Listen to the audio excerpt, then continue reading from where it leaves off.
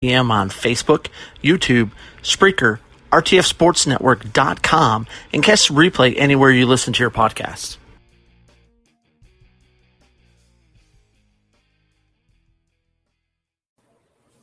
Hey, RTF Sports Network fanatics, this is Matt Benz with Benzi's Bit.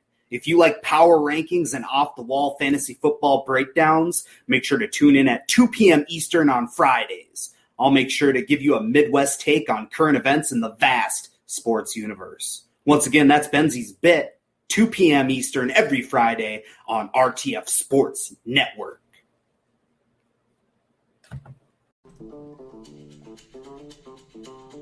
Do you want to get inside the mind of Matt Benz, co-host of Twist, the weekend sports talk? Well, tune in to Benzi's Bit to find out what he really thinks about sports and life. What's going on, Triple Shot Sports family? This is Brandon Combs, host of the best podcast on the planet. That's the Triple Shot Sports Podcast. Be sure to join myself and Soup Boss Chad Lounder live for 2 hours. Yes, I said 2 hours every Sunday, Tuesday, and Thursday at 8 p.m. Eastern and 7 p.m. Central on the RTF Sports Network Facebook page and YouTube. And if you miss any part of the show, you can hear us every Monday, Wednesday, and Friday on your drive home at 5 p.m. Eastern on RTFSportsNetwork.com.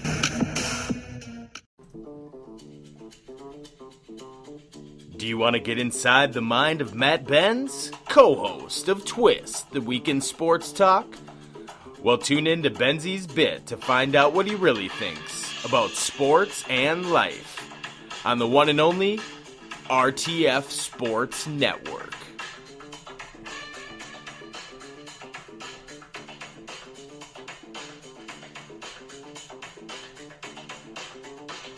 Those Weekend Golf Guys is the golf podcast for people who think golf podcasts are boring. Oh, sure, all the others are boring.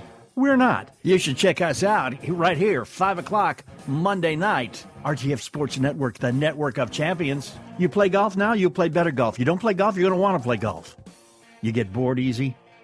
Not with us. Those Weekend Golf Guys, 5 p.m., RTF Sports Network. Check us out Monday night, 5 p.m. Monday night at 5. RTF Sports Network.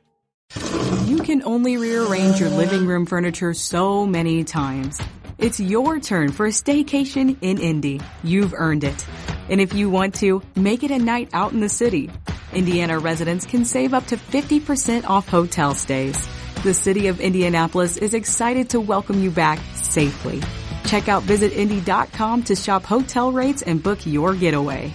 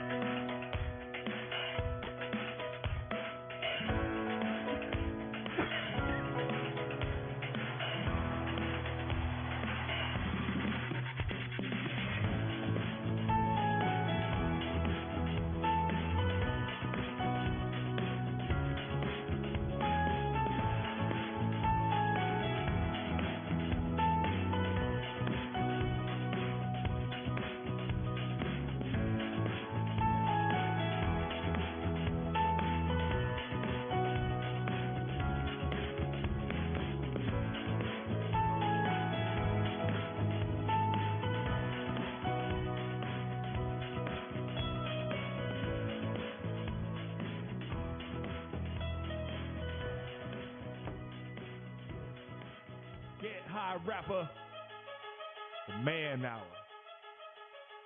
You already know. It's live. It's raw. It's going down. Like this. I'm going around and letting everybody know that they welcome to the show. It's the latest thing you ever seen, you already know. Let me introduce you to your host of the hour. It's Mike and Mike. Yeah, it's the Man Hour. Got the hottest plays, all the breaking news. Every rumor, every trade, every breaking bruise. Tighten knuckle screws. Yeah, it's going down. Have you saying what the fuck and never watered down. It's going down. I'll be rolling up. And if you buy it or you sell it, then you made the cut. Watch it flip it back. I can double up. I got to watch it for that ass, I'ma burn it up. Gotta check the rules and know that if you fair foul, ref blow the whistle, coach throw the towel. We can do this on the field or outside the line. It's the Man Hour though, now we going live. And what is up, everybody? Michael Buckhouse with my man Mike LeBlanc here on the Mike and Mike Man Hour. I see Mike already stewing and brewing over there because we got a great show lined up for you. We're going to talk a little bit of college football. The Rock buys the XFL. Antonio Brown possibly to the Seahawks. And what else we got here? We have some more college football because college football is a hot topic tonight on tonight's show. Michael Reeves says the champ is here. Mike LeBlanc, you got something to say about that? You were on the great debate tonight. I was on the great debate. Brandon Combs, thanks for bringing me on, man. I had a great time. Everybody that was on there, Mike Reeves, Wayne, Soup Boss, and I had a great time. And Mike Reeves won tonight. Was it by default because he got the wrong mic? No, it wasn't by default. Mike Reeves had some really good insights for the questions and some rebuttals. So my hat's off to Mike Reeves tonight. Did a great job, bud. I can't wait to get you again. Yeah, so guys, the Great Debate is on the RTF Sports Network Facebook page every Monday at 8 p.m., and it is re-aired on the RTFSportsNetwork.com page Monday at 7 p.m. So you can catch it, twice there, back-to-back times, as my players are already texting me, man. Gee, guys, I'm on air. What is up, Jameson? We see you jumping in the chat. What is up, Wayne from Infinity Sports? Wayne was obviously on the Great Debate with you tonight as well. Mike, it was between Wayne and Mike Reeves. I believe Wayne at some point said he had a 97.6 winning percentage as a debater, and I guess that dropped down to about 50% now because he's been in like three debates in his whole life, right? But yeah, so Mike says, "Thanks, boss. It was a blast. Great group of guys." Yeah, so guys, the Great Debate is all the family from the RTF Sports Network. They gather around in a round of horn type setting, and they kind of just talk sports. So, Mike, speaking of sports, we're going to talk a lot of sports tonight, obviously, but we are both work in a business atmosphere, and and today the RTF Sports Network, I had to be the quote CEO for like a day and had to let somebody go, and it is. How was that? It is never fun letting anybody go, but when they want to challenge you, you kind of want to take off the CEO hat like a little bit and kind of look. I would have to disagree with you. It's always great. I mean, no. I don't ever fire anybody. Yeah. You fire yourself. Right. I'm not just letting you go just because. Well, yeah, right. You fired yourself. I'm sorry. Bye. Yeah, but yes, you do fire yourself or put yourself in that predicament or whatever by simply not following rules. We have very, very easy rules over here at RTF. Just do what I ask and things get done and we move forward, right? But then you want to challenge me and say, "Oh, you never told me this. You never told me that." Mike, you are a part of the RTF group here, and we have weekly meetings, twice a week? Usually there's stuff always going down, and I felt bad, but then I'm like, you know what? We're better off. It's time to move forward. Cindy talked me off the ledge, and we're all grown men. Yeah. You know what I mean? At the end of the day, you're a grown man. Be responsible for your own shit. Yeah, and speaking of being responsible for my own shit, I have to publicly apologize for her. Apparently, she felt embarrassed about me talking about her peanut butter and jelly last night. So I'm sorry, Cindy, for telling you that you have bad taste in crunchy peanut butter. It's just facts are facts. So, Mike, there are some other big things. And then you shove your foot in your mouth once again. Hey, we just bought a brand new couch, and I really just want to break it in. So I'm pretty excited about it. Like, so I'm. You want to? You want to be a dog? I got. Yeah. See, it is a nice leather couch, and it's super hot outside. So I'm thinking, your cold leather couch or your warm. No, we have leather couches, and when I have to sleep on the couch, man, it's so damn hot. Like I have to put a blanket down because you get like all sticky and shit. No, man, no, you don't like sleeping on leather couches. So, Mike, there's also other big news happening over here. We are, we are moving and whatnot. We're packing the house up and all that good stuff. And today we went over to Cindy's old parents' house, and we were dropping off some like tree limbs to put in the yard and stuff like that. And Cindy just started to like cry, and I knew in the back of my mind probably what it was, but I didn't want to like assume anything. So me kind of being insensitive, I'm like, what is wrong? Why are you crying? Suck it up, right? And never do that.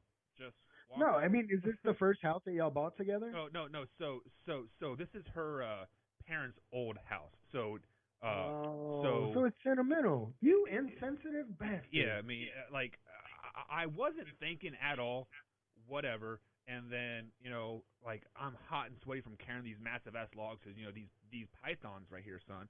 Look at those babies. Whew. Calm down. Carrying some massive logs and throwing them in the burn pile. So I'm hot and sweaty and just wore out. I'm like, let's go. I want to put my feet up. I worked all day. I had football practice in it, and this, and I'm just ready to chill. And she's sitting there crying. I'm just like, you done fucked up, son. Yeah. And you done fucked up, Ron. Guys, from a man to other men out here, when a female's crying, don't say anything. I'm telling you that right now. Just don't say a word. Just walk up and give him a hug. I'll run that tonight. Yeah. Yeah, just walk up, give them a hug. You don't even have to know the reason why they're crying. Right. You just walk up and give them a hug and say, I'm sorry, it's going to be okay. And it has to be right then and there. It can't be half hour after the fact. Because I tried that. We drove our 5-6 minutes home. I tried to give her hugs. Like, what is that for? Well, I figured I could pick up the slack what I left off 10 minutes ago. Yeah. No, too late. 100% fail. But guys, like I said, we do have an exciting show coming for you guys. We're going to talk some NCAA football. But first, we're going to talk some baseball. So we're going to take a quick little break. After the fact, we're going to talk some Major League Baseball. Mike, this was a great debate question. Give it your chance to cut. We'll pissed off about this question too, Brandon. We'll be right back, guys.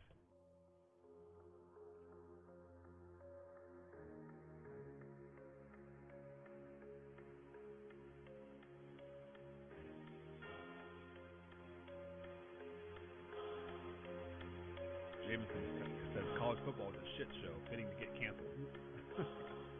Jameson's always on it.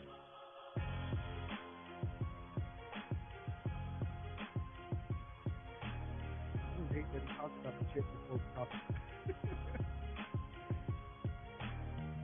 Are you ready? Good. Okay, so tonight I was on the Great Debate, and we got the debate question: how do we get younger viewers to watch baseball? And I responded to the question, and I said, well, first of all, we got to make baseball stop being so damn boring. And Brandon Combs proceeded to take points away from me because I said baseball is boring. Look, I don't care what anybody else out there says. I'm a huge Yankees fan. I love baseball, but it is boring to watch on TV. It is. Why is it boring? Because there's so many damn games. There's 162 games. Like like I said in the great debate, you could go on a 12, 13, 14, you can go on a 20-game losing streak. And it's okay. It's not that big of a deal in baseball because you can make it up when you start coming back from the All-Star break. I was mad. I was offended, Brandon, that you took points away from me because I said baseball is boring. Well, Combs is a huge baseball fan. I believe he's a Cubs fan, so sorry about that, Brandon. But That's even worse. But Mike, but my man here, Mike, is absolutely 100% correct. Major League Baseball season is way too freaking long. Like we start usually April 1st and it goes all the way till November 1st. First of all, from April till about June, that's prime basketball season. People are worried about the NBA, whatnot. Like I think of baseball, I think of a summer sport. I think start June, maybe even late May. Trim off that first month and a half, right? Mm-hmm. We don't need April. We don't need May. Start June or July, and actually end it in October. So the hunt for October is actually a real thing because games 4, 5, and 6, and 7 of the World Series are ending up in November when there's freaking snow on the ground. Like it is. Yeah, not only that. I mean, you're in prime football time. Yeah. November, you're in prime football. We're starting to get ready to go down the stretch in football. And I like watching the World Series. I watch it because I am a baseball fan. But the average person that likes sports, hey, they're watching football. They're not watching baseball. Yeah. And that's why they have it like on a Monday, Tuesday. They have it during the week. Like it's during the week. This is the same reason why we have complaints about Monday Night Football and we have complaints about Thursday Night Football because it's too damn late, mate. I got to go to bed. I got to go to work in the morning. I don't have any complaints about Monday Night Football. I absolutely love Monday Night Football. But I remember when the Royals were in the World Series, I believe it was the first time. I forget who they play. But like it was Game 4 of the World Series like that afternoon. And then that Sunday night, like the Chiefs played the Patriots. So there was actually more people at the football game than the Royals World Series game. We're talking about the first World Series that they have been there since '85, and there's more people at the Kansas City Chiefs game than the Royals World Series game. So that tells you right there. I think another reason why younger generation doesn't watch, and I don't remember if it was Wayne or if it was Mike. Maybe it was even Soup Ball. No, I think it was Soup Balls. These kids' attention span is not what it is. Not what it used to be. Instant gratification. Instant. Yeah, it's just like TikTok. That's why TikTok's so famous. It was famous. 60 seconds, and they can scroll to the next video. Baseball, and another thing is with marketing. I think Mike Reeves said it best. Or maybe it was Wayne. I don't remember. One of the guys on the debate said they don't market players. They market the teams. They don't market players where people can gravitate towards players like basketball does. Yeah. Basketball does a really good job at marketing the players. Well, like NBA is a players-based league. Let's be totally honest. Like if LeBron James says jump, the NBA says how high. Just because LeBron James runs the NBA right now. Now, the next up-and-coming star, probably Zion, when he says jump, the NBA is going to say, oh, how high do you want me to jump, Zion? It's like that is just the way it is. And you are absolutely right. Zion. We talked about this during the debate. It's not going to be Zion. It's going to be Giannis, but keep going. Well, like, Giannis is getting up there in age, isn't he? He was a rookie last season. Was he? No, he wasn't. No way. Yeah. I didn't know that. Like I thought he has been like grinding for like a little while in the league, but maybe I'm wrong. But I'm looking at his stats. It only has the 2019 to 2020 season, so I could be wrong. I'm not a big basketball player. I'm not a big basketball fan, so I could be totally wrong. But let me tell you how to make baseball more exciting, right? We talked about this pre-show, and I want to say it on air here right now. Cut the season down by a third. Like, make it a 100-game season. You know, play a double hitter, like on a Tuesday. You know, play like a 4 o'clock game and then like a 7 o'clock game, and then have a weekend series. So you're still getting like five games a week, but you are like you were making it exciting because you were there. Like it is an all-day spectacle on Tuesday, and then Friday, Saturday, Sunday. Or if you don't want to do that, make it a Friday, Saturday. Have a doubleheader on a Friday night or a Saturday, and then have a Tuesday night game too. So you still get your 4 or 5 games like in a row, and then put a time limit on the games. Make it like every other competitive sport where it is a timed game. So you can still play your nine innings, but you're only going to get 15 minutes per inning. Yeah, but then that takes out the 3 outs and all that. I think if you do something like that, if you make it a timed game like that, you have to restructure the whole game as a whole. So cut it down to 7 innings. Yeah, I agree with that. Cut it down to 7 innings. I agree with that. But most importantly, I would cut the season almost in half. Yeah, I mean, like honestly, I kind of dig the 60-game season that they have. Like every game basically counts for 2.5 wins or 2.5 like losses. Make each game actually mean something. And like if 62 too short to run from late May to October, for your 4 or 5 games in a week, jump it up to 80 games. Like I think it would bring more fans into the stadium also. Yeah, like seriously, like if you look at past seasons here, you are looking in the stands July 15th. It's 115 degrees outside on a Tuesday afternoon. There's maybe 100 fans in the stands. Yeah, I mean, and not only that, like you play games like during the day while people are at work. Yeah, like people were making such a big deal, like, oh, these players need fans to play. Baseball players are used to playing for like just their moms and dads. Like, let's be totally honest, they are so used to it. Like that is why playoff baseball they amp up so much. Like, oh, this is what a crowd feels like. Okay, let me put on the big boy pants now, right? Yeah, exactly. I mean, baseball.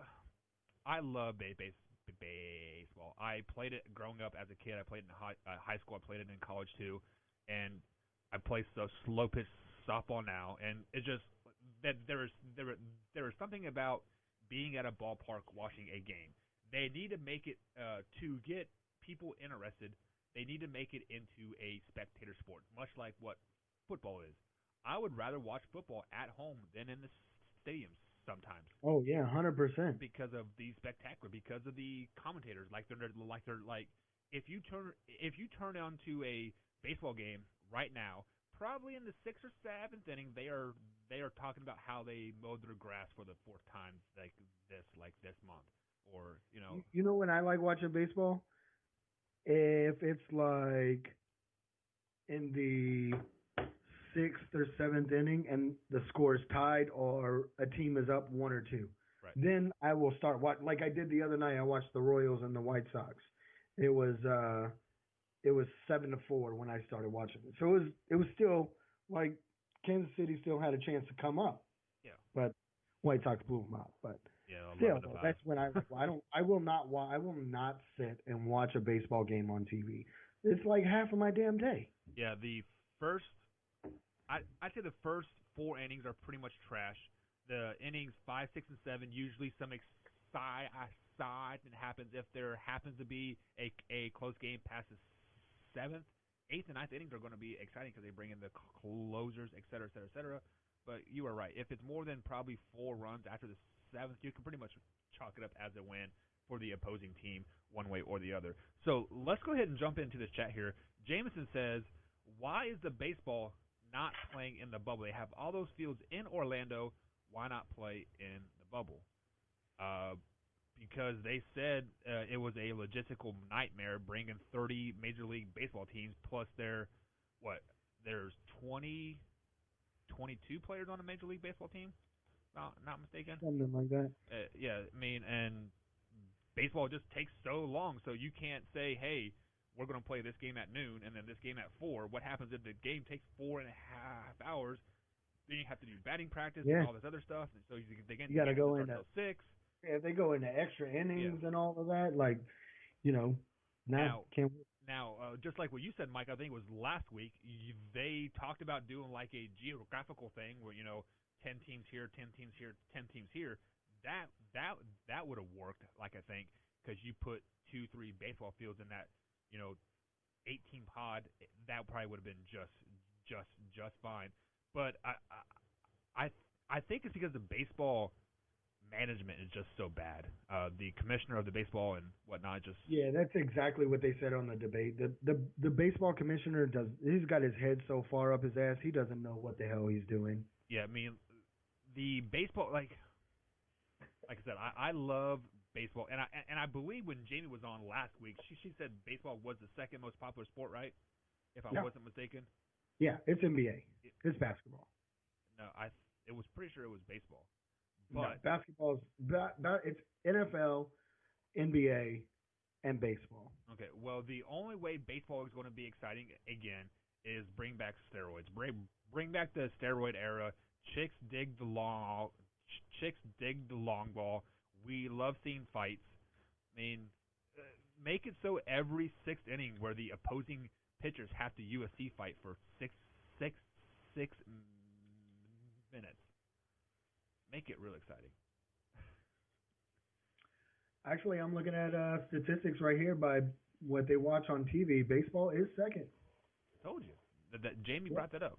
I think baseball is only second because they have so many damn games, so they have so many opportunities to watch them on TV. Yeah, so you're technically getting like, if a person tunes into one game a day, from April 1st until November 1st, that is what, 8 months worth of time, 8 times 30, rough math, 240 days.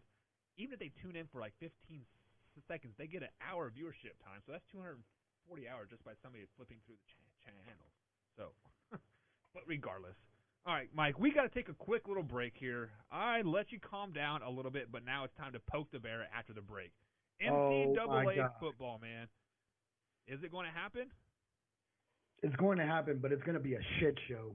We will be right back and talk about it right after the break.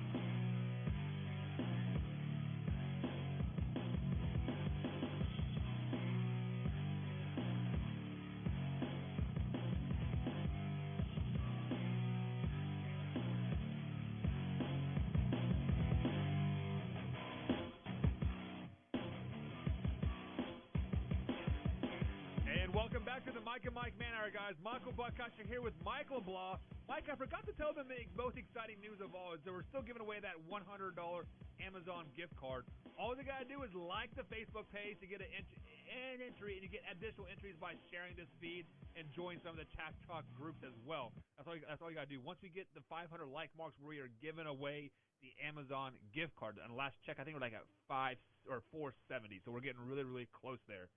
So, Mike, you are a huge college football fan. You are a Texas Longhorns fan. I'm sorry for your wife and kids there for supporting that nasty, nasty orange color. But the Big 12 has come out and said that they would be playing 9 games plus 1. So they'll be playing every team in the conference. That is no surprise. And then 2 non-conference games. You being a Texas Longhorn fan, you were kind of going off on me earlier. Let the people know what you were talking about, man. Yeah, man, it's bullshit. It's bullshit. Texas, or anybody in the Big 12 for that matter, has no chance whatsoever to move up in the rankings unless they go out and they beat. If the only way Texas can even move up at this point, number one, if they beat Oklahoma, but they're only going to move into the 7th or 8th spot, right? So if they want to move up even further, they literally have to go out and beat everybody 60-something. They have to score at least 60 points and keep their opponents to under 20, including Oklahoma. And I don't care what any of you say, Big 12 football is some smash mouth football. These guys aren't. I think they're the most underrated conference out there, period. Yes. Good. But the SEC, on the other hand, since the voting and all of that is so biased towards the SEC, all of them they all have top 10 games. So besides Clemson and Ohio State, the SEC, anybody in there is a shoo-in for the playoffs, going under what they're doing now. Because now Texas doesn't get to play LSU, right? So we take that game away. Because if Texas beats LSU, LSU's ranked number 5. Texas beats LSU, that moves Texas from, 13 to probably 8, 7 or 8. And then we go play Oklahoma. We beat Oklahoma. And then that possibly moves us into the top 5. That's not happening now. Yeah, and nobody in the Big 12, nobody, not even Oklahoma, has a chance to move up now. So how do we get a true national championship at this point? Because now you might as well just let the SEC play for the national championship at this point. Which that's what ultimately will end up that's ultimately end up what will happening. And just to add to your LSU take here, let's say Texas did beat LSU, and then in return, I think LSU could probably beat Alabama and like Auburn, both top 10 teams, and that makes that LSU victory versus the Texas win over LSU that much more enticing because LSU also beat Alabama, they beat Auburn, and exactly, and like whoever else they play. Like I can definitely see that as a possibility, and I've been on record saying many times that I think the SEC bias is unreal. I mean, how many teams do they have in the top 25 right now? I mean, like I can think of 5 or 6 off the top of my head right now. They got LSU, Alabama, Georgia, LSU, Florida, 4 in the top 10. Right. And what did Florida do last year? Didn't they lose to Kentucky Wildcats last season? They did. Then they lost. Like I think they had 4 losses last season, if I'm not mistaken. So how do you put that team legitimately in the top 25 preseason after that kind of season? So here's the top 10. Number 1 is Clemson. Number 2, Ohio State. Number 3, Alabama. Number 4, Georgia. Number 5, LSU. Number 6, Oregon. 7, Oklahoma. 8, Notre Dame. 9, Penn State. Number 10, Florida. I don't even see how Texas gets left out of the top 10 after they beat who they beat last year in the bowl game. Wasn't it Oregon? No, it was Utah. No, it was Utah State, right? Yeah, Utah State, which was in the top 10 before they got knocked out. Right. So Jameson says here, don't you think that the SEC teams will beat each other up? No, because I don't think the SEC is as strong per team like the Big 12. I mean, like every given week, you can have a team like TCU come into Texas Stadium down there in Austin and whoop that ass. You can have a team like West Virginia travel to Oklahoma and whoop that ass. Like from 9-1, the Big 12 is the strongest conference from top to bottom. They are the most underrated because they beat up each other week in and week out. The SEC has this quote separation because this is the first time ever I think that Alabama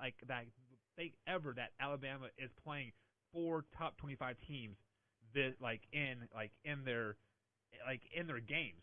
I mean, and the only reason why they have 4 to 5 top 25 teams is because that they're strictly playing an SEC schedule. They don't get to play UAB this year. They don't get to play the Alabama A&M or whatever the heck that team was, or the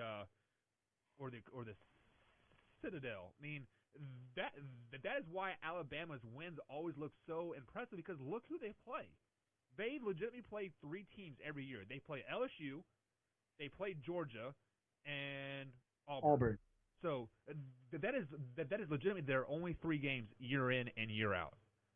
That's why they're always undefeated or one-loss teams. Always. Yeah, always. Same thing with LSU. It's horrible, dude. It's college football this year is a shit show. Yeah, so I believe you told me that SEC is playing 8 games. The Big 12 is playing 9 plus 1, whatever the heck that that means like they have the option to get an extra game or whatever. Like I don't know. I think the SEC is only playing 8, and then the Pac-12, I believe they may not even have a season because all the players are boycotting. But we'll talk about that later. Like, how do you do we even why even have a national championship this year? There's no we're not going to have a true national champion. Well, you will never have a true national championship as long as Central Florida always goes undefeated because they will claim national championships year in and year out. It's true. It's true. But if this situation, now granted, yes, it's because of COVID, but if this situation does not show you that this ranking system is so flawed, then I don't know what else. I don't know what else to do anymore. Like, it's pointless. I would rather have the watching BCS. College football is pointless. It is not pointless because you still get to see your teams play. You know, those eight or 9 games, and you get to see competition week in and week out. At least for a Texas fan. And the Kansas State, I believe we play week 4, I think. Thank you said. You guys are coming to Manhattan, Kansas, going to whoop that baby brown butt all the way back to Austin. But yeah, Mike, you are. I don't want to say you're right, but you are on the right path. College football is pretty much going to be a wash this season because of the conference only plays. Like that's what it comes down to. This goes to show you that you need interconference play to really start to distinguish teams apart from each other. Like that Texas LSU game, that was going to be a big game. Yeah, that's a big game for Texas that just got canceled. Wasn't that was Auburn going to? Was Alabama playing Ohio State this year, or is that next year? I think that's next year. I don't think they were playing them this year. Yeah, but either way, I mean, college football is definitely a wash this year. And just to circle all the way back around to Jameson's point here, I don't think the SEC teams will beat up on each other just because they're not as strong as the other conferences. Alabama, you said, Mike, plays Georgia, LSU, and Auburn, and that's it, right?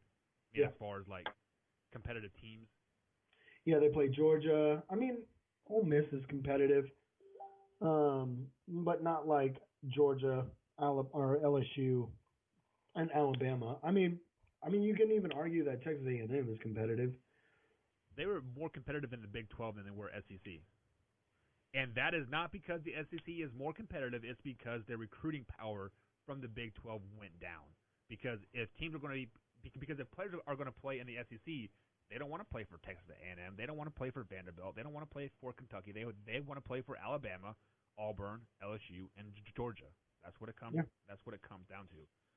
So, speaking of college football here, the Pac-12, they have around 400 to 500 players now that are basically pushing to sit out the season.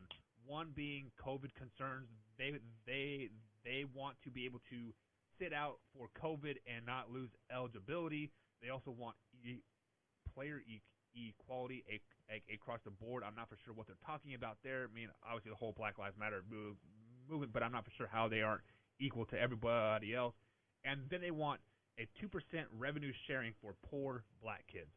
They had me on every aspect of that until the last one when they said they want a 2% revenue sharing. I like that, but then it said for the poor black kids. Like, why does it have to be a money statue? So just because you are poor and like I am rich and we're both playing a game that we love, you get paid and like I don't because you are not well off at home. Like that doesn't make sense. It's not even that. I mean, there's some white kids that go to college that are poor. Right. So do they not count? And I'm not trying to make this a white or black thing. I'm not trying to do anything, but if you're going to give it to one, give it to everybody across the board. I mean, that is my biggest issue. Is like our governor here in Kentucky wants to give free health insurance to black folk. Like, just give it to everybody. Like, why do you have to separate the races? Period. Like, why? I mean, people are making it a black and white. All all you're doing when you do something like that, you're just driving the wedge between black and white people. You're just driving it even more, even more. It is because you're calling it out. You're making it a race thing. Racism will go away when everybody stops making it a race thing and everybody treats everyone equally. Yeah, so I mean, like I see where those Pac-12 players are coming from. I see what they're trying to like say and like trying to do, but unfortunately, guys, you ended the conversation when you said poor black kids. Like, what about the rich black kids? Do like they not get the 2% cherry? Like, what's wrong? Yeah, the well-off black kids can't give it too. Yeah. Like, how's that gonna make them feel? Like now they're alienated. Oh, my parents did good. Yeah. Just because I'm a rich black kid, I can't get that 2%. Yeah, it's just not for me. Like just like I was saying pre-show, they had me for everything until they put in the poor black kid part. So, but I don't want to get too into that because we are getting tight on time, and we have a couple more topics that I want to talk about. One of the biggest things that you sent me early this morning is going on, is going to continue. Right. The Rock bought the XFL for $15 million. He bought that league for pennies on the dollar. So, pennies. So, Mike, like what I was telling you earlier, let me pull up exactly what I told you. I think I had like 4 or 5 points that was kind of stupid here. But so the Rock gets kicked out of the Ballers season on HBO because of alleged steroid use. Do you think the Rock is going to like encourage steroid use in the XFL to make it more exciting? No, I don't think so. Because I mean, let's be honest. Like, you know, steroid use and playing a contact sport like the NFL or football, period, it doesn't work because steroids ultimately breaks down your body. It also heals it faster, though. It does heal it faster. You're absolutely right. But you remember that one show called The Program? No. You've never watched The Program? I'm not 100% sure, but I don't think so. You should go watch The Program. It's about a college kid who uses steroids. He keeps getting hurt. He takes steroids to heal, and it just ends his football career. It's just like a. I mean, that's what would happen. I mean, you encourage steroid use in a contact sport, you're gonna end up you're gonna end up worse than what you were. Like steroid use of baseball. I mean, I don't agree with it, but I mean, if any sport, let baseball do. 162 games, you're doing wear and tear on your body. You need a little bit of help to repair. You are, but you are, but I mean, are you doing wear and tear on your body like somebody playing on Sundays? No. I don't know. I mean, it's a different type of wear and tear between baseball and football. I mean, really, the only people that are having like serious wear and tear on their body are pitchers. I would say catchers more than pitchers because the pitchers pitch like once a week or so. But but like catchers are a center fielder taking steroids. He doesn't have that kind of wear and tear on his body. Hey, walking from the outfield to the dugout 9 or it'd be 18 times, right? I mean, maybe catching 3 or 4 fly balls all the game. That is rough on your body, man. Like, I'll tell you what. But so jumping back to the XFL, I was trying to wrap my head around the whole process of what does The Rock see in this? Does he think by simply putting his name on this brand that failed in 2003 was failing this year?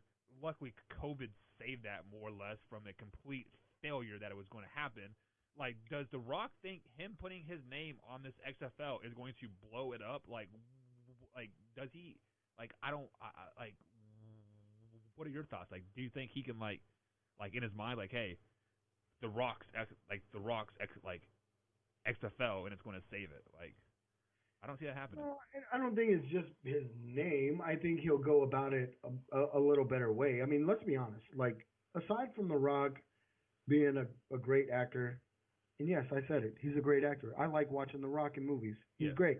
But I think he's super, super business savvy. And a lot of people don't know that about him. Right. He's really business savvy. I think if anybody can save that league, I think it's The Rock, and he'll be able to bring in pieces that maybe Vince McMahon couldn't have brought in. You know what I mean? So I see what you're saying. He has maybe a little bit more connections than Vince McMahon, but And Vince he bought McMahon. the league, but he also has a investor group behind him too, Right. to help invest into the league. I think we're going to see the XFL kind of flourish over the next few years. So, and I think you are 100% wrong, because as The Rock might have business partners and connections and whatnot, where did he learn how to do business at a younger age? From Vince McMahon, right? He was a wrestler underneath Vince McMahon, so he saw the wrestling aspect, and he is going to have the same vision as Vince McMahon. Like Vince McMahon says, "Oh, this works in the squared circle, but it's not going to work on the football field." We've seen it fail twice. They literally promoted it for a year and a half, and it still failed. I don't think so. I think it's a better product on the field, and I think it's marketed better. Everything. I think it's going to be just an all-around better product. See, like people, you got to almost, right? Because you looked at it like, let's be honest, like the XFL wasn't really marketed. And I'm a marketer, right? Right. That's my company.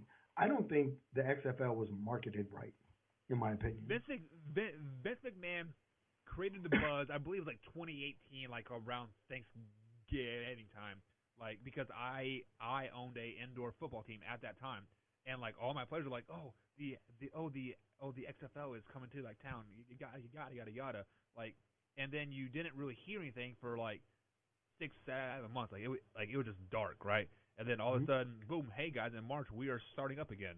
Do we have rules? No. Do we have balls? No. Do we even have a coaching staff? No. But we have Oliver Luck, like he is going to lead the charge, right? So yeah, I can definitely see that it was not marketed quite well. But does The Rock have that experience to hire a marketing team to elevate that, or is the NFL such a dominant sport that we don't want spring football? I don't know who the hell you're talking to, but I would love spring football. Football all season long? What?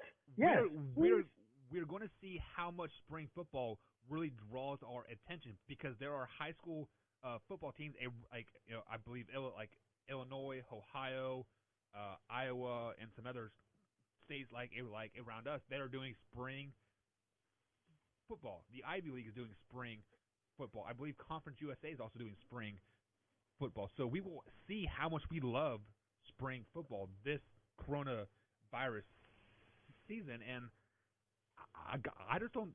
I think between the months of March to June, we are just not baseball that savvy, because, like, let's be honest, March NCAA, March Madness, April NBA.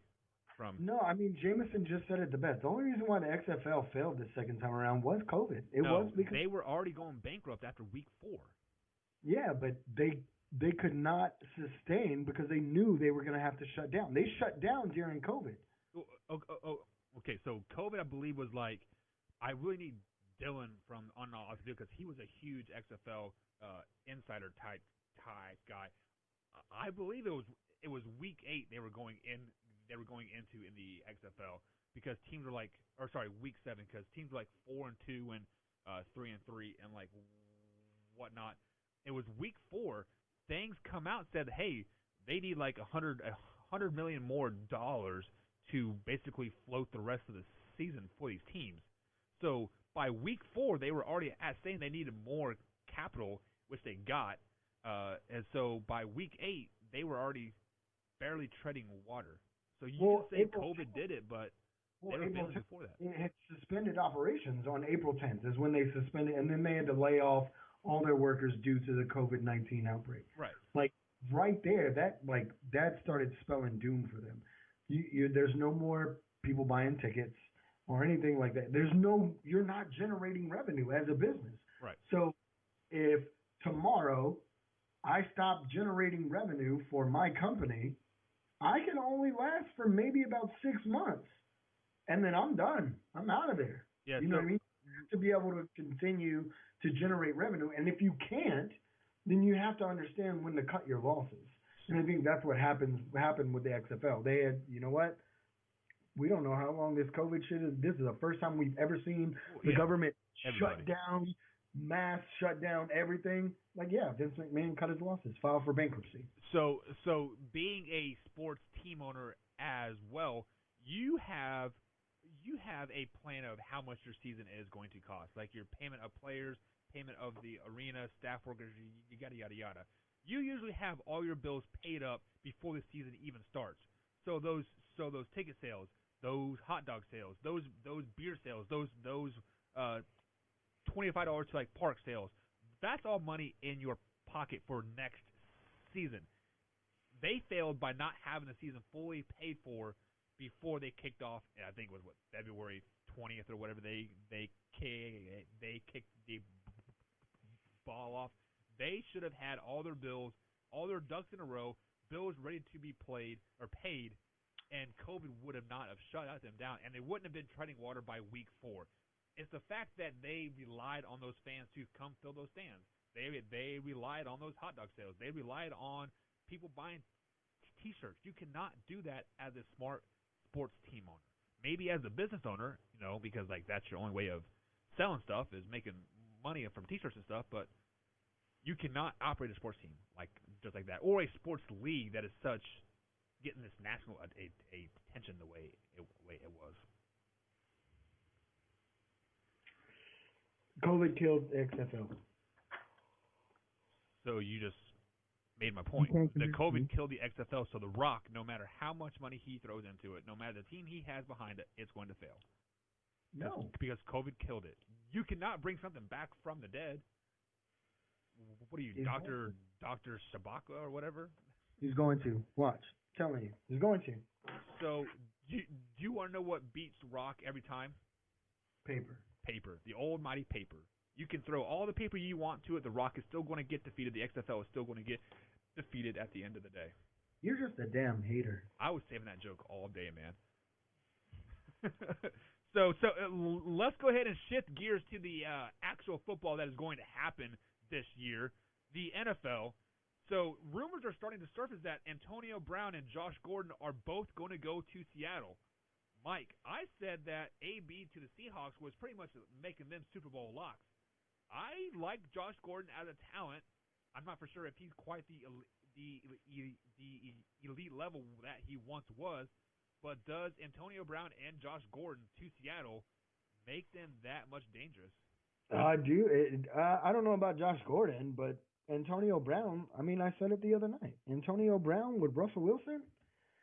And so he's going to have Tyler Lockett, Antonio Brown, and then throw in Josh Gordon into the mix. And don't forget about E.J. Metcalf as well. Yeah, and E.J. Metcalf, that's a star-studded wide receiver core right there. Yeah. You put those 4 big names on receivers. Chris Carson, a top 10 running back in the league. That offense is going to eat. And yes, I can already see a comment coming from Jameson right now saying that Seattle doesn't have any pass rush, yada yada yada. You don't need a pass rush if you're putting up 50 points a game. Look at the Kansas City Chiefs. It's true. You don't need a pass rush. You don't. You just got to score more points than the other team. That's and it. they are. That is it. Jameson says no way. AB is going to Baltimore and Gordon is going to Green Bay. No, they're talking. No, yeah. I think they're actually bringing him in for a workout. Yeah, I mean, I believe that Antonio Brown was. One of them is not leaving there. They're going in for a workout. One of them is not leaving without a contract, and I think it's going to be AB. I don't think Josh Gordon is still underneath contract with the Seahawks. Is he? I think so because he did sign a contract, a 2-year contract, and then he got suspended again for drugs. But the problem is that I think they're both suspended for 8 games anyways. So yeah, AB is suspended for 8 games. So speaking of AB, I was watching another network today, and old Hall of Famer Shannon Sharp said this blasphemous coming out of his mouth. He He said wants to be Stephen A. Smith so bad. he said that he would rather have Antonio Brown on the Dallas Cowboys than CeeDee Lamb. No, Mike, you man. are a Cowboys fan. I don't know, man. That's AB, man. CD Lamb's unproven. AB's proven. AB is a proven cancer too. He is, but I would still take AB. So you're telling me you would cut a first-round draft pick and CeeDee Lamb for No, I wouldn't cut him. But if I had to choose between the two, yeah, I would take AB over CD. I think you'd have to cut somebody at some point because they would have an abundance of receivers at some point, or like over there, right? Yeah, we'll cut somebody somewhere else. We'll send somebody to the practice team, the practice squad. Will you cut Zeke and let CeeDee Lamb play quarterback? Get the hell out of here. That nonsense. But I mean, just like at first, like I heard that, and I'm like, you know, that's not a horrible idea, right? And like Antonio Brown and the Dallas Cowboys, but then I'm thinking of the receiver core that they have, and Antonio Brown and Amari Cooper are probably the same receiver. They do the same things. They. I wouldn't say all that. I would say AB is a better receiver than Amari Cooper. I'm not saying talent wise, but I'm saying like things they do, like they do on the field. So you basically have two receivers doing the same thing on both sides of the field. So my cousin Justin chimed in and said AB would break up that Seattle team. He's trash. I don't know, man. He's been out of the league a year now. I think he's got a point to prove. Well, I've been saying this the whole time, and I'm going to echo it again. AB needs to go to a established team with a veteran quarterback presence. Seattle fits the mold perfectly. Baltimore does not, because Lamar Jackson is trash. And AB will rip Lamar Jackson head to toe. Give me the ball, give me the ball, give me the ball, and Lamar Jackson's trash arm is going to show up, and he will be not even top 32 quarterback in the league at the end of the year. Justin also says he's talented, no doubt, but bad drama. Yeah, I mean, he is a what's it called, a pre-Madonna, or is it post-Madonna, or is it Post Malone? Wow. Oh, Mikey. So, do you think Antonio Brown and Josh Gordon both sign in Seattle, or just one of them? I wouldn't be surprised if both of them sign. I mean, Pete Carroll's known to do some stupid shit sometimes. I don't think he signed both of them. I think he signed AB, let Josh Gordon walk. Josh Gordon can't stay sober. I mean, how many times is he gonna? Josh Gordon played last time. Yeah, I can't. It's been a while. Was it 2017 with Patriots? Maybe. I think so. Maybe. Yeah. I mean, the dude can't stay off drugs. Yeah. So, like, I wouldn't take my chances on Josh Gordon, which sucks because Josh Gordon is a waste of talent. Was it his first or second year when he was with the Browns and he was scoring like in fantasy points, like he was scoring like 20 points week in, week out? I'm like, I need this guy on a keeper league, and I jump in on a keeper league and I draft him, and he has been suspended ever since. I'm like, so I legitimately have Josh Gordon on my keeper league still from like 2017 or 2016. I think he scored me a total of like 3 points. Jameson doesn't want AB to go because he don't want to see the Seahawks twice a year with AB. Yeah, that's why. Well, I mean, I don't think anybody does, to be honest. Because like Russell Wilson's not the number one quarterback in the league for nothing. Well, it depends who you talk to. If you talk to the players, they say Lamar Jackson's number one, right? And he was snubbed. Jameson also says that the Seahawks don't have the leadership in the locker room. I don't know. I think Russell Wilson is a leader. Russell Wilson's got that locker room on lock. Yeah, and if he doesn't, that linebacker does. What's his name? His name's slipping my mind. Sign his big deal.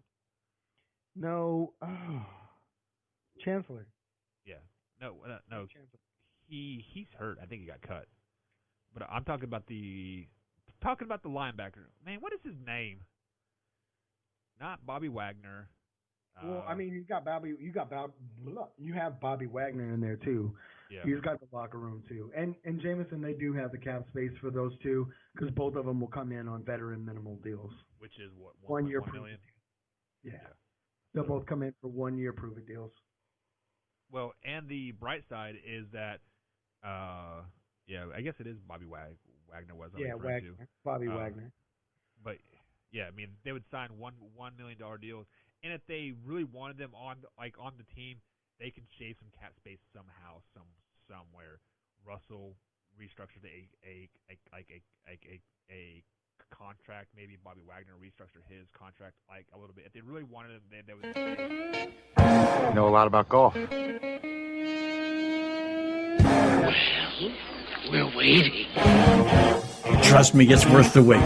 Those Weekend Golf Guys, every Monday night at 5 here on RTF Sports Network. Join me, John Ashton, and my co-host, Jeff Smith, Golf Digest's #1 golf instructor in Indiana. You'll learn how to play better, you'll learn how to lower your scores, and you'll learn how to laugh for a full hour. Every Monday night at 5, Those Weekend Golf Guys, here on RTF Sports Network. Hey, RTF Sports Network fanatics. This is Matt Benz with Benzies Bit. If you like power rankings and off-the-wall fantasy football breakdowns, make sure to tune in at 2 p.m. Eastern on Fridays. I'll make sure to give you a Midwest take on current events in the vast sports universe. Once again, that's Benzies Bit, 2 p.m. Eastern every Friday on RTF Sports Network. Hey there, everybody. It's Scott here. And his buddy Mike. No, he's terrible. But we make up the duo that you guys might know as the Verbal Shenanigans Podcast. We're a weekly podcast that does radio-style interviews with some really interesting guests. For instance, we've had amazing sports stars like Trent Dilfer, Lenny Dykstra, Dave Andrewchuk, and Butterbean, to name a few. Now, we've also done things outside of sports, such as Mark Summers, Matt Pinfield, John Walsh, even William Hung. Yes. So please catch us every week on the RTF Sports Network from 9 to 10 a.m. See you there. Bye. In times of need, this is what most insurance sounds like. What's your policy number? But insurance with AAA sounds like this. Is everyone okay? See the difference at AAA.com/insurance.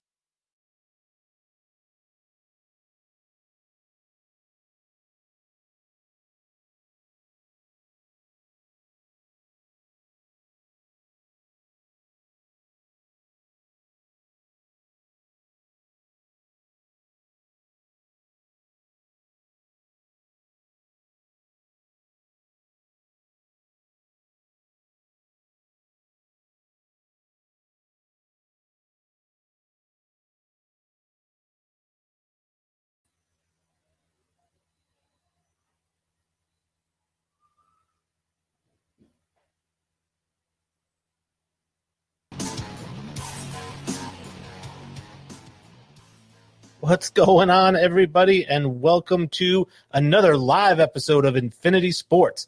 This is episode number 2 of our live show. I am Wayne G. I'm joined, as always, by my co-hosts, Jesse and Sully. What's going on, guys? What up, What's guys? good? What's good? Cool. Hey, so just going over some quick things here. Obviously, if you're watching us, we are live right now on our Facebook page, the Infinity Sports page, and RTF page. So we are going live every Monday and every Wednesday at 7 p.m. like we are right now. This show will be rebroadcast in audio format Tuesdays and Thursdays on the RTF Sports Network. That's rtfsportsnetwork.com. We are followed today, actually, by the Great Debate. So if you can't get enough of me after an hour, I will be on for another hour afterwards. So definitely feel free to tune in and get as much of your fill of Wayne Gregoire as you possibly can. Yuck. Good luck, guys. Which is, I'm sure, about 20 minutes. They're not going to watch the whole show. So as I mentioned, like I said, we are on the RTF Sports Network. It will play on their streaming website, 1 o'clock on Tuesdays and Thursdays. But if you miss any part of the show or you want to listen to the show again, I'm sure you do, then you can find us on iTunes, Spotify, and Stitcher. So basically anywhere that you listen to podcasts, I think those are the 3 biggest. And I think we're also on like Google Podcasts and stuff because it like tunes into those 3, podcast places. You can reach out to us. We're a very interactive show, so feel free to reach out to us on social media. We are on Facebook at Infinity Sports Podcast, and we have an Infinity Sports group. You can join. You can debate with us and stuff like that. Instagram at Infinity Sports Podcast. We put up some great Instagram content. And Jesse runs our Twitter page, as you can see, at Sports Infinity 5. We're getting a lot of traffic on Twitter, Jesse? We're getting more and more traffic. We've gotten some followers and some likes on there. I know all three of us are liking, sharing, and commenting on as much as we can. So that's one of the platforms you can certainly find us and join the fun. Well, yeah, most definitely. Yeah, we do interact, so you shoot us a question, tell us we suck, whatever, we don't care. We like seeing people just comment on the stuff. And like I said, particularly the sports group, if you join the sports group, feel free to comment on stuff. Nobody comments on anything anymore. So we're going to try to be a little bit more interactive, speaking of comments. Last episode, I actually discovered the comment button about 2/3 of the way through the episode, so I didn't realize how to use it. But it is, I'm actually going to be more cognizant of it today. I can see Dylan's joined the show. He says, the boys, so thank you, Dylan, for giving us a watch. Thank you, D. And again, good show. We always have a good show today. We're going to basically break down the top 100, NFL.com, NFL Network top 100, and all the crappy picks that they had there. We're definitely going to break down all of those. But first, actually, let me time this right. I time it wrong every single week. So I'm going to put the little thinger up, or little thinger. I'm going to put the banner up. You're so old. I know, Jesus. Let me just touch the doohickey and put on the woozy what's it. The news button here. The news.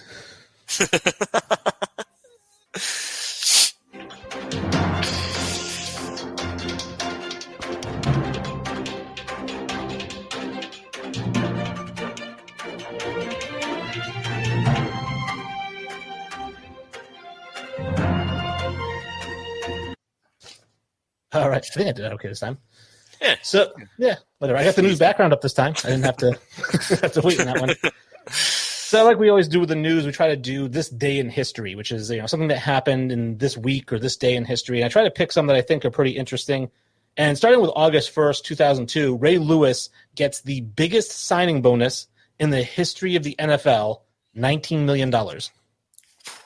Absolute legend, one of the better defensive players of all time. I know he was a superstar collegiately, closer to home where Sully is, and then took his talents to Baltimore and just became one of the better Hall of Fame linebackers we've ever seen. I mean, I think he's the best linebacker of all time. I mean, I guess depending on how you list Lawrence Taylor. I mean, I guess if you list him as an outside linebacker and you're going to be strict to that, I separate those edge rushers and off-ball linebackers. I separate as two different positions. But, I mean, he's just so dominant. And to think that now we got $100 million signing bonuses and 19 was the record back then is just insane. Yeah, it's not that long ago. It's only 18 years ago. So. It's not even 2 decades, and we're already 100 times more than what they are. It's like, fuck. It's like technology with the iPhone. It's like every year seems to be almost 5 years. Like that type of jump with financials and the sports growth. It's insane. It's aliens, man. The aliens are.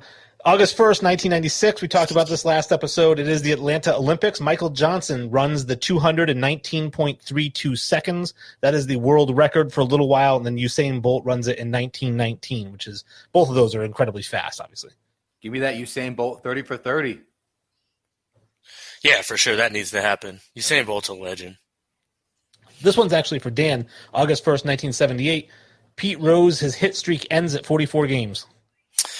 Yeah, I mean, honestly, my dad tells me about the hit streak, and he thought he was going to break it. Obviously, I get the Pete Rose love from my father, but he thought he was going to break it. And I remember he says when he lost it, that was pretty heartbreaking.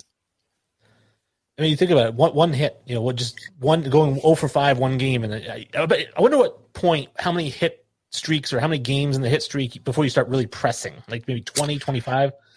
I mean, the number's so high at 56 that, like, do you really even care until you get to 30, I guess? I don't know. But, I mean, personally, I'd start pressing once I probably got to, like, 20.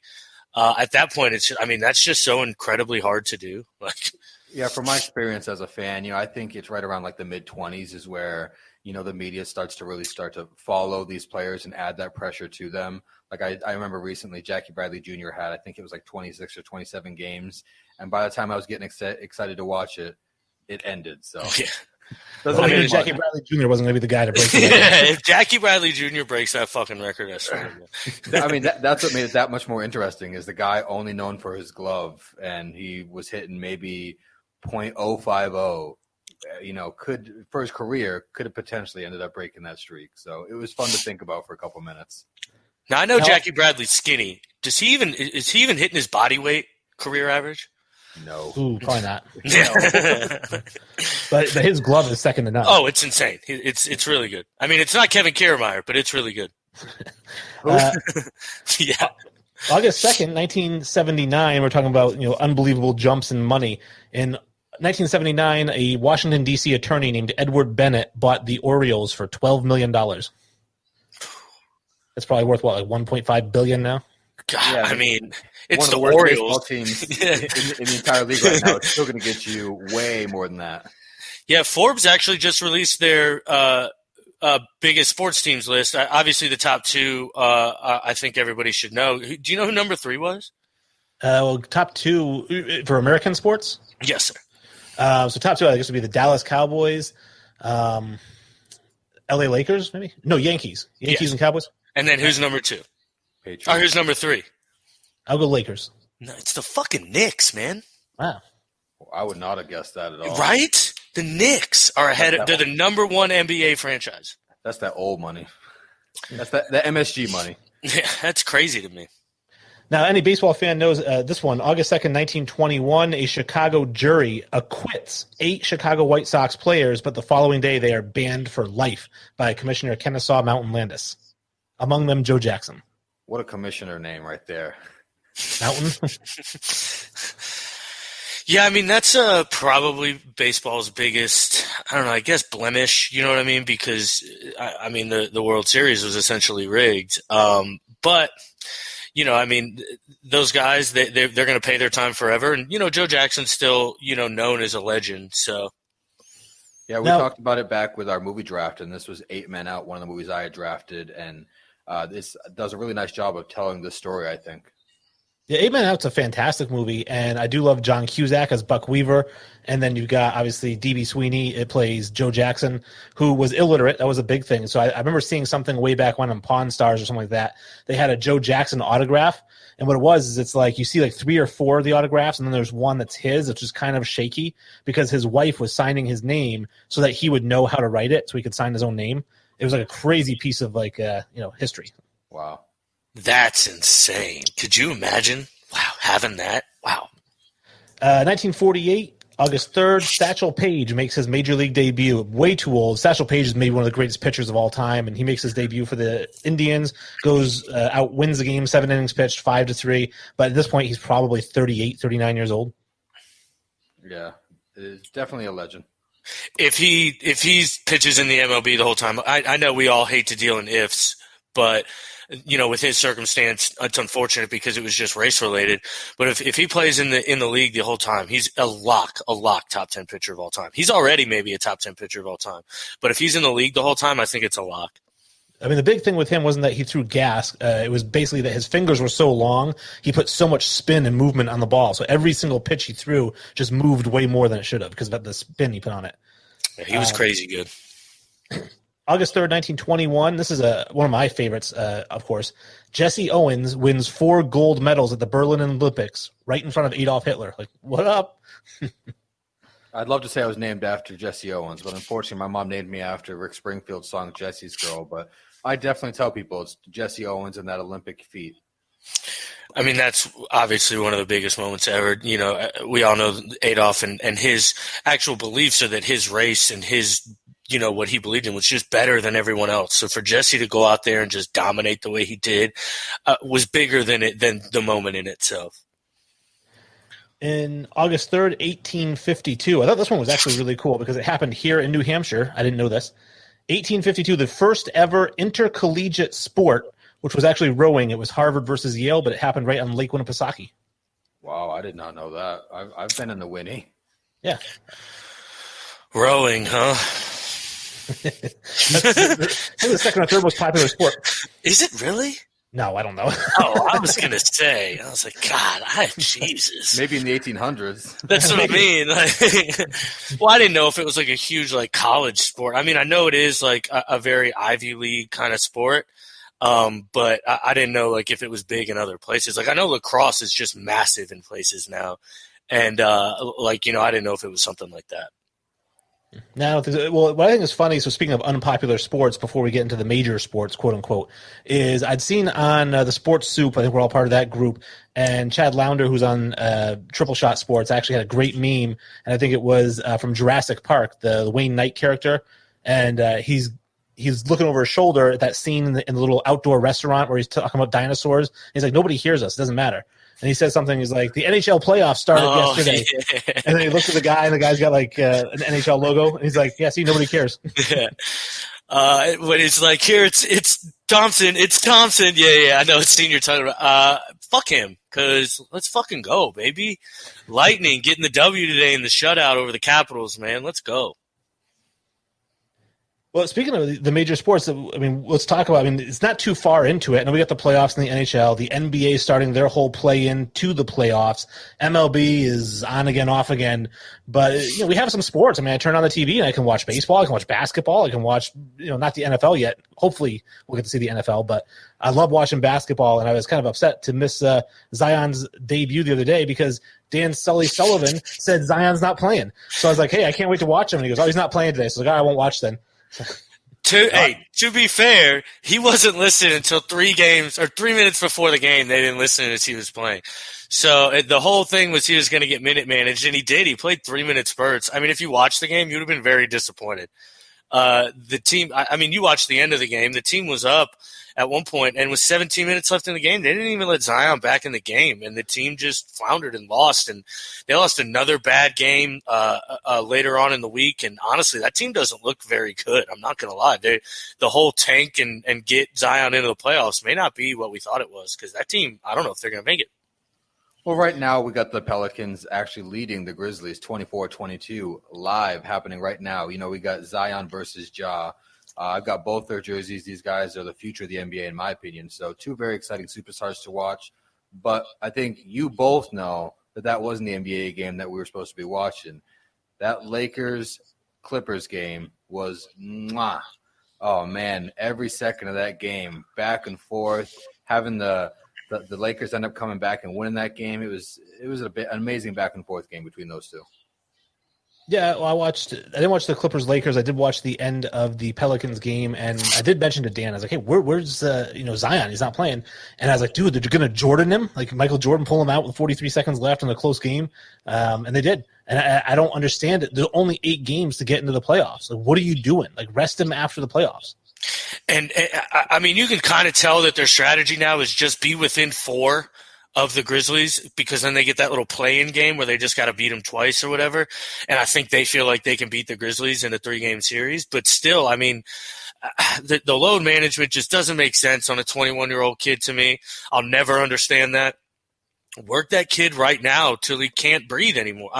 Fuck, he's at his peak. Run him till he dies. Fuck. Yeah, I think you can see the different mindset of some NBA teams as opposed to others. I think, the Lakers, the Clippers, the Bucks, they're laser focused right now for that trophy, whereas maybe some other teams aren't as hard pressed. They're not putting their foot all the way down the gas pedal. But I like what you mentioned there, Sully, with the Pelicans just strictly focused on the Grizzlies and keeping that margin of victory, pretty close. Like you mentioned, 4 games.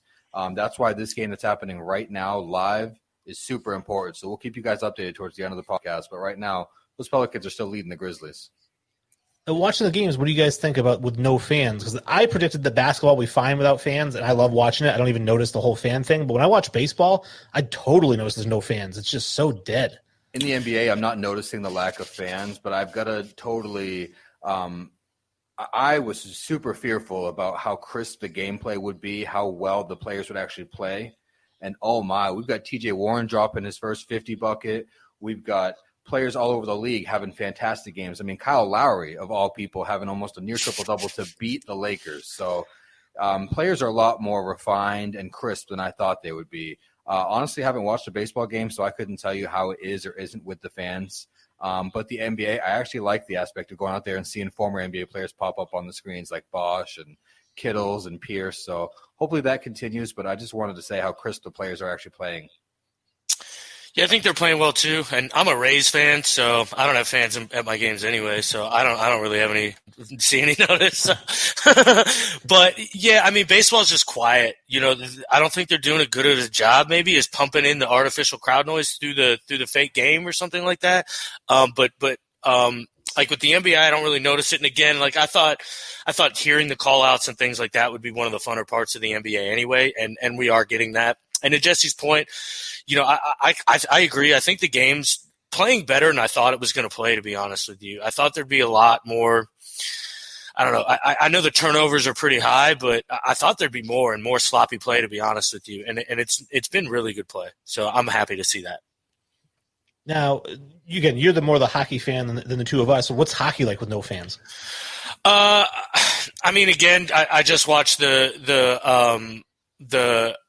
Lightning game today, and I really didn't see that much of a change. Now, the only difference between that is like fans go bonkers and like up on the glass, and they're very interactive in hockey. So that's kind of missing. But the players themselves get zero effect, I think, from the fans. Well, not zero, obviously, crowd noise and things like that helps. But especially in hockey, it's not really that big of a deal. But I mean, these games are electric, and they're so much fun to watch. That Blackhawk Oilers series, I mentioned it way back when we talked about this.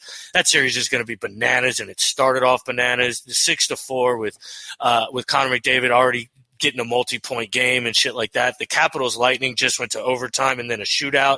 I mean, NHL hockey is back. NHL playoff hockey. I'm telling you folks, if you haven't watched it, it's the best. It's so intense. Enjoy it. I'm telling you. I think we can all agree that hockey is the most exciting thing you can watch live. If you can be there for that event, it's insanely fun. But in my thinking, that glass and that rink kind of separates the athletes from the fans. So to me, the players don't even think about it. They're on the ice. They're ready to just give it their all. So that's probably the sport that has the least effect of the fan noise, just because of how in the zone and in a shell the hockey players are. But I'm super excited to continue to see some great games on the ice. I do want to bring up some show interaction because – we are out there on Facebook, as I mentioned. We like to do posts. I try to get out 3 to 4 posts a day on Instagram and Facebook and try to think of a topic to get people interested in talking about. And what I love seeing today was I love seeing Sully become kind of a Wilt Chamberlain fan. And really I'm so mad. So we got into quite the debate with a gentleman, and I'm going to call him out here on the show, which is Patrick Morris. If you're watching, Patrick, you're wrong, man. You're just dead wrong. You're just wrong. Yeah, it's Wilt Chamberlain. I don't care if you don't have him number one. Listen, if you want Michael Jordan number one, fine. If you want to put LeBron ahead of him, like there's certain people I can say, all right, I understand the argument, but don't even mention Bill Russell's name with Wilt Chamberlain. They don't belong in the same category. I know they played in the same era, but they're on like 4 different tiers apart in the whole thing. See, I agree, and I mean the big issue I get is people being unable to separate the greatness level of a player and like the talent level of a player. Because we're talking about kind of 2 different things here. And I mean, yeah, Bill Russell was great. I mean, you're not going to take away the 11 championships or 13 champips or whatever it is. I think 11 straight or something like that. 11 total. 9 straight. That's what it is. My apologies. But at the same time, the guy's 245th in points per game all time. Like he wasn't a scorer. He didn't do those type of things. Yeah, he's second in rebounds, but that's the only stat he dominates in. Beyond that, he's not in blocks. He's not in anything like that, and yet he's a defensive guy. And don't get me wrong, I think Bill Russell's a great talent. They're just not on the same level. They're not even close. Wilt dominated Bill Russell. You make a great – he averaged 35 and 25 against Bill Russell, having 8 triple-doubles against the guy. So it's like, there wasn't even like this level of competition. Now I get, the whole issue is Homeboy brings up Wilt's team being better and Wilt or Bill Russell's team being better and Wilt losing these games and having a losing record to Bill Russell. And well, he has a losing record against the Celtics, not fucking Bill Russell. So I don't know. That shit bothers me. That was great teams versus great teams back then. Those were the 2 dynasties. Again, you had 8 Hall of Famers on the Celtics at one time. Literally, if you go over that roster, there are 8 guys on that roster that made the Hall of Fame. 3 guys that came off the bench made the Hall of Fame. And they're playing against Wilt Chamberlain and like one other Hall of Famer. And that's where it lies, and then, I mean, you obviously brought up the point, which, I don't think he does have an answer for, and we never heard from him, but the Michael Jordan being, 0-7 against Larry Bird? 0-6 in the playoffs, 0-6 11-17 all time. Yeah, I mean, is Larry Bird better than? Like, you know what I mean? Like, if that's going to be your reasoning, then you've got to stick with it the whole time, and we can all agree that Larry Bird's not better. So, I mean, you got to own your shit here. So that kind of covers the news. We're actually going to jump into, I don't have any fancy music or overlays or anything for the next section, but I do have a fancy background. So let me just scroll down here for those of you listening. This is all visual. And there you go, top 100 players. The NFL came out with the top 100 players, NFL.com, NFL Network, whatever it is. Talking to Sully before we started filming, he mentioned something to the effect of, like, this is the players voting on certain players. So it's not like they have a panel at NFL Network just coming up with it, although it seems like it. Well, it's honestly, it seems like it's the players picking their favorites. I mean, it really, that explains a lot of it to me. Yeah, some of it's like stat based, and then others is like just name recognition. And we'll get into the name recognition in a second, because there's a guy on here, I don't know where he's at. When we get to JJ Watt, like, this is a guy who's played single digit games 3 of the last 4 years, and he's in like the top 50 or something. Yeah, I think he's at 45, but yeah, I mean, that one's a joke. So, I mean, we'll cover that. So I want to start off, we'll go backwards from 100 and just bringing up the 100 through 91. We've got Levante David, Darren Waller, Brandon Brooks, Buda Baker, Chris Carson, Frank Clark, Jason Kelsey, Allen Robinson, Darius Slay, and then Grady Jarrett comes in at 91. So when I looked at – hey, welcome back. When I looked at – I was just clearing the sun. Sorry, guys. When I looked at this list, I'm kind of going through it, and I'm like, all right, Levante David, 123 tackles, fine. We've got Darren Waller with 90 receptions, but he only had 3 touchdowns, so I understand why he's so low. I think of the first 10 that we had here, I know you mentioned Chris Carson being on the list, but he had 1,230 yards and 7 touchdowns, so I didn't really have a huge problem with him being, in the bottom 10. I mean, that doesn't bother me that much. I guess Darius Slay, with 46 tackles, 13 passes defended, and 2 interceptions. There are so many better corners than Darius Slay that were left off this list. I actually agree with you. I'm not the biggest Darius Slay fan, if we're being fair. I actually think one of the bigger snubs here is I think Brandon Brooks being 98. I think that's just criminally low for this guy. He's a perennial all-pro guard. I think he's one of the better guards in the league, one of the better offensive linemen in the league. And to be all the way down where he is, I think is just laughable. The Chris Carson thing, it's more about, like, we'll talk about guys who aren't on the list. And Chris Carson being ahead of them, namely Matt Ryan, Kenny Galladay, a Devontae Parker. Like you mentioned, I'll give you the credit for the Devontae Parker one.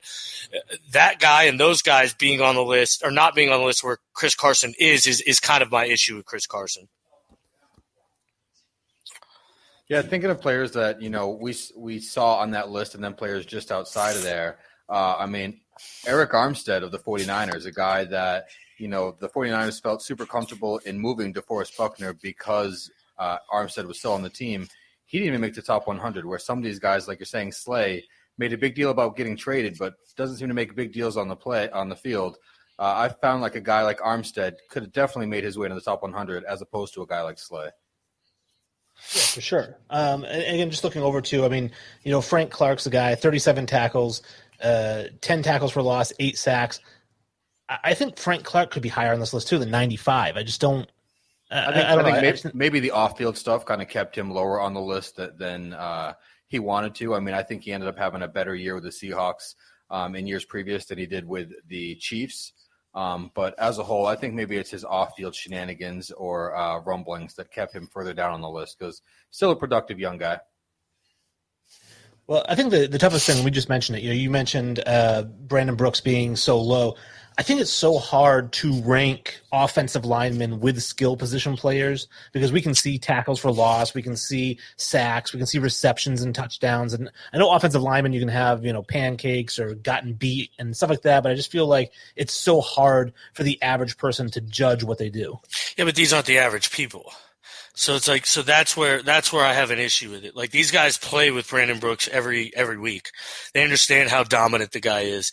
I understand PFF's not the end all be all, but they do a really great job of tracking, especially offensive lineman metrics. And they've got this now. It's pretty new, but they've got PFF WAR, and it's an actual WAR statistic that gives you kind of positional. Like versatility, like positional scarcity, and like what positions are more important and what positions are less important, and things like that. And they actually rate offensive linemen as one of the most vital positions, like right behind quarterback almost. And so the wars for their offensive linemen are very high. So I get it's tough, but these aren't the average fans. I mean, Brandon Brooks dominates week in, week out. An all-pro guy shouldn't be at 98. I just don't understand it. Meanwhile, Darius Slay was 85th in PFF's corner rankings, by the way. 85th. Not in overall players, in just cornerbacks. That's all right. Again, if you guys have any comments, you want to chime in with some of your takes, I do see, like, on the top of my screen, it keeps blinking with, like, Facebook stuff. I know sometimes messages don't always come through. I'm looking over here at comments. The only comment I still have is from Dylan, so I'm just going to put it up here because, hey, thanks, Dylan, for saying the rules. But yeah, so definitely feel free to shoot us a comment. Let us know what you think of the top 100. We're at 91 through 100, and I'm actually just going to put up the next banner here. We've got 90 through 81. Kyler Murray at number 90. We love him, so we'll get into that. Cooper Kupp, Jalen Smith, Josh Allen, Marlon Humphrey, Zach Ertz, Cameron Hayward, Eric Kendricks, Ryan Ramczyk, and DK Metcalf. What the fuck with DK Metcalf? Not his teammates. It had to be his teammates because there's so many Seahawks on this fucking list. It's got to be his teammates pumping him up because DK Metcalf should not be as high as he is. Not even close. And I'm a huge DK Metcalf fan. But, I mean, again, ahead of guys like Kenny Galladay and Devontae Parker is just laughable to me. I just don't understand it. It just blows my mind. I mean, we love Kyler Murray. I think 90 is a really good spot for him, if I'm being honest with you. Ryan Ramczyk at 82, I think may be the biggest snub of the whole thing. He's arguably the best offensive lineman in the NFL right now. He grades out as an absolute stud in the last 2 years. If he has another year where he grades in the 90th percentile like he has in the last 2 years, he'll be the best PFF rated tackle ever in the history of PFF. So, I mean, the guy just balls out and for some reason just gets criminally underrated. I guess because he's a right tackle, but, I mean, all the guy does is produce. I think something lies in there, like what Wayne mentioned. It's some of these guys just don't know how to respect or evaluate these guys. They certainly aren't getting the respect that they should. One of the guys I saw on this most recent list that Wayne threw up there was Marlon Humphrey. And I know you guys aren't shocked I'm going to bring up a former Alabama guy, but Logan Ryan is not better than Marlon Humphrey, man. I mean, this boy on the Ravens was a fantastic player. You know, he's one of the components of arguably the best secondary in the entire NFL, and he is way better than Logan Ryan. And I'm sure if I continue to scope out, I'll find a few other omissions there that Marlon Humphrey is way better than a few defensive backs that made this list. Yeah, namely Richard fucking Sherman. Yeah. Well, name recognition, like Wayne said. And I brought up before we even got started, I mentioned to Sully, I said, what about Joe Hayden? Joe Hayden had like 18 passes defended this year, 5 interceptions, and you're going to put, you said, Logan Ryan on there? Because Sully said, well, Hayden gets beat a lot. And I'm like, Logan Ryan gets beat more than anybody. He gives up so many catches. That's why he has 118 tackles, because he lets the guys catch it and he tackles them. Yeah, but for me, him being 30 spots ahead of Marlon Humphrey is just a crock. I mean, in quarterback-wise, nobody said Kyler Murray, 90 is a good spot for him. How about this? Josh Allen doesn't belong on this list. I love Josh Allen. I mean, we love Josh Allen. He's got a big arm. He completed 58% of his passes last year for 3,000 yards. Kyler Murray completed 64% for 3,700 yards, and they had the same amount of rushing yards. I mean, why are you having Josh Allen ahead of Kyler Murray? Josh Allen should not even be on this list. There's probably 2 or 3 or 4 or 5 quarterbacks better than Josh Allen. I agree. The issue with this list I have is it's like it looks like it's half projection, half right now. Kind of like people can't figure out kind of how they're voting, where they're voting. Because, I mean, if we're being honest, I love Kyler Murray. Right now, He's not better than Matt Ryan. Like, you know what I mean? Like, let's be real. Like, you know, Matt Ryan's probably still the better NFL quarterback. Now, he still threw for 4,600 yards and 26 touchdowns last year. You know what I mean? And so it's just, it's a little tough. You know, you're waging, you know, am I going to keep this old guard that's been on here that's had a down year? Am I going to pick the new guy that's coming up? You don't want to be late to it too. I don't know. It's so weird. I can't figure out how these guys are voting. Yeah, you both, I believe, had Kyler Murray as a dark horse MVP candidate, and this guy's 91. Which is, I mean, I'm okay with that. I don't think he should be really any higher. I really don't. I mean, especially if you're not going to base it off projections this year. I mean, this year, does he have the offense where he could find himself in the top 50? Hell yeah. Yeah, he definitely does. But what he has done in 2019, is it deserving of the spot he got? Probably not. See, and that's if you're voting off just 2019, which it looks like a lot of people did, because somebody was number one when he shouldn't have fucking been. And so, and it looked like it went strictly off the 2019, you know, well then Kyler Murray probably shouldn't be on this list. Like, so it's just really tough. But I mean, hey, I don't think anybody's ever going to sit here and say NFL players are smart people. So, yeah, I mean, I want Marshawn Lynch making all my decisions for me. You know what I mean? I'm just here so I don't get fined. Yeah, DK, just going back to DK Metcalf, I'm looking at 58 receptions last year, and 900 yards. And meanwhile, you've got 4,000 or 5,000 yard receivers who aren't on this list. Maybe if you're just ranking guys based on their physique. Yeah, I guess. Yeah, maybe. The next was James Harrison. He should be like number 4. Again, see, it's like half projection here. It's just so weird. And again, it's like they're their friends, so it's whoever's voting for their buddies. Now we get to the next section. We've got 80 through 71. Myles Garrett comes in at 80, which, again, I understand his stats weren't great, and we'll get into that. Calais Campbell at 79, Tyron Smith, Keenan Allen at 77, Marshawn Lattimore, Earl Thomas. Again, what the hell is Earl Thomas doing on here? Ronnie Stanley, Fletcher Cox, Josh Jacobs, way too low, I think, if we're going to go running backs. I think he's the second running back. Carson was the first running back, and then Jarrell Casey. So, again, Myles Garrett at 80. I mean, we talked about how he's one of the best pass rushers in the NFL, and he's at 80. That boy just got paid too.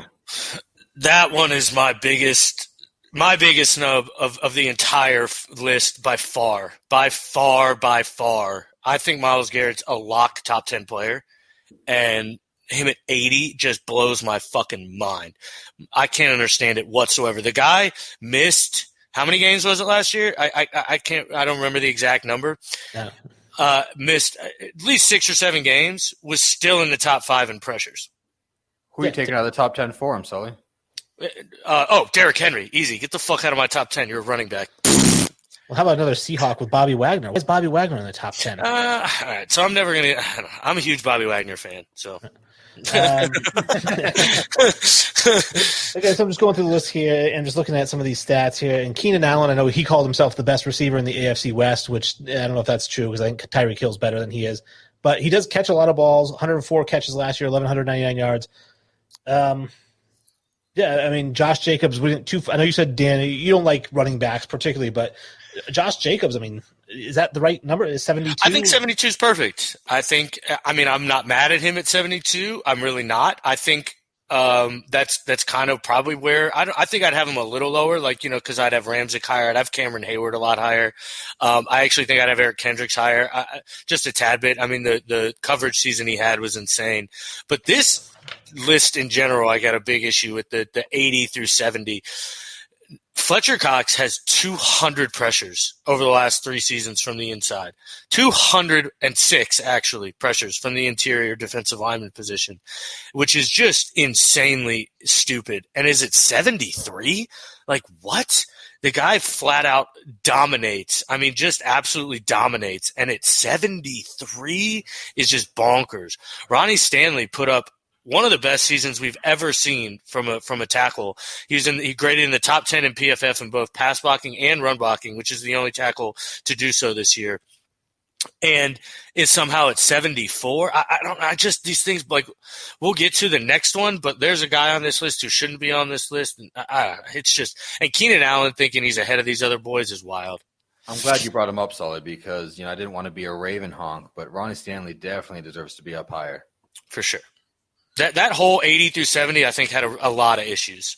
the rushing offense that team just put up. I mean, the historic numbers that the Ravens had, and you're going to take their best lineman and throw him down towards the bottom quarter of this list. Yuck. That's great. I mean, linemen I can tell, are getting seriously disrespected in this list.